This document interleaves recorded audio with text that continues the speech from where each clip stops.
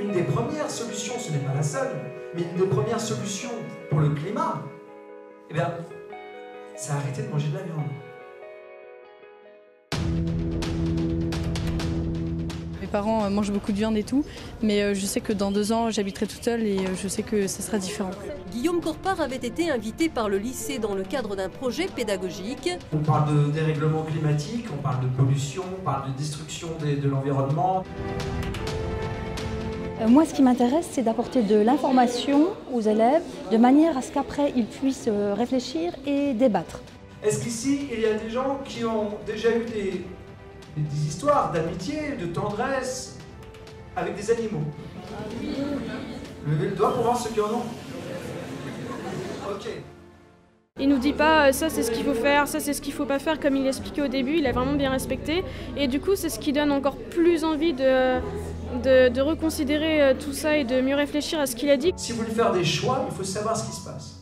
Il ne s'agit pas ici de se culpabiliser, d'être triste, de se juger. On n'a plus le temps, ça. Justement, la morale, la culpabilisation, c'est de ta faute, non, c'est de la mienne, etc. On n'a plus le temps. Je pense que nous, dans l'éducation nationale, nous avons intérêt à être ouverts sur le monde extérieur et des partenaires comme l'association Happy Earth Now, l'intervention de Guillaume est pour nous une grande chance. Einstein disait « Le monde ne sera pas détruit par ceux qui font le mal, mais par ceux qui les regardent sans rien faire. » Et c'est là, les amis, vous avez énormément de poids, énormément de pouvoir. C'est vrai qu'on a un sacré pouvoir en tant que une des générations les plus récentes de pouvoir changer un peu la vie future. Parce que là, vu comment c'est parti, ça risque de se terminer mal.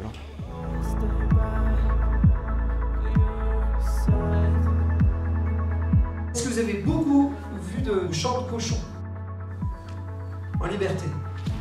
Mais non, pourtant on tue des millions de cochons. Ce sont des animaux enfermés. Je suis vraiment très contente et je peux même dire assez fière de la façon dont les élèves ont réagi, c'est-à-dire des questions très pertinentes. Il faut savoir que l'élevage, faire de la viande, contribue énormément à ce réchauffement climatique. Les ruminants, ça pète, ça rote, ça dégage du méthane. C'est beaucoup plus nocif encore que le CO2. J'ai pensé que c'était vraiment une très bonne idée de faire cette conférence dans un lycée. Mais 70% des populations d'animaux sauvages ont disparu en 40 ans. Est-ce que vous pouvez vous imaginer? Donc c'était intéressant aussi pour moi de voir les réactions de mes élèves. L'élevage est responsable de 80% de la déforestation en Amazonie. J'aime bien aimer cette conférence parce que c'est quelque chose qui me touche. J'ai beaucoup d'animaux chez moi, j'adore les animaux, surtout les animaux aquatiques. C'est la prochaine guerre, l'eau. C'est-à-dire que c'est quelque chose qui va devenir de plus en plus rare, surtout avec le réchauffement climatique. Et aujourd'hui, on estime qu'une personne sur 5 n'a pas accès à l'eau potable. Et 900 millions d'êtres humains souffrent de la faim dans le monde. ça m'a fait ouvrir les yeux sur plein de choses. C'était génial. Il y avait une émotion forte, il y avait un excellent échange avec les élèves. Il a à la fois fait un constat alarmant qui nous prend tripes, qui est très touchant, mais il a aussi donné des idées aux élèves.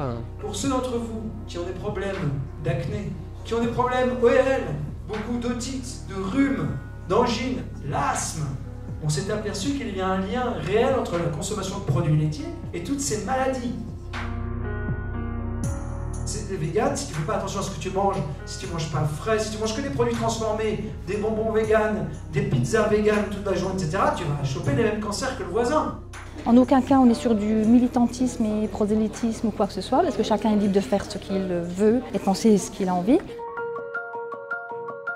Sur le plan de la santé, de l'environnement et du bien-être animal, tout converge vers un maximum de végétalisation de notre alimentation. Je suis très satisfait de voir que, ils sont heureux d'être pris pour des gens intelligents qui sont capables de choisir. Les produits laitiers sont nos amis pour la vie. Vous êtes bien lobotomisés, bravo. Nous sommes tous. On se rend compte que tout ce qu'on nous avait dit et qui pouvait nous dissuader en fait, de faire un régime particulier peut être faux. Et le fait qu'en fait, on se pourrit la santé nous-mêmes en mangeant des choses qui sont mauvaises pour nous. Puis la conférence m'a juste confirmé le fait que j'en ai vraiment envie de passer à ce régime alimentaire-là. De voir, c'est vrai, les images de comment ça se passe, ne serait-ce que pour les poissons, c'est choquant. Oui, ça choque, ouais. Ça fait un truc au cœur, quoi. On se dit c'est des êtres vivants comme nous, ils ont des émotions comme nous, ils ont envie de vivre comme nous. Comment on réagirait si jamais c'est les animaux qui nous faisaient ça ?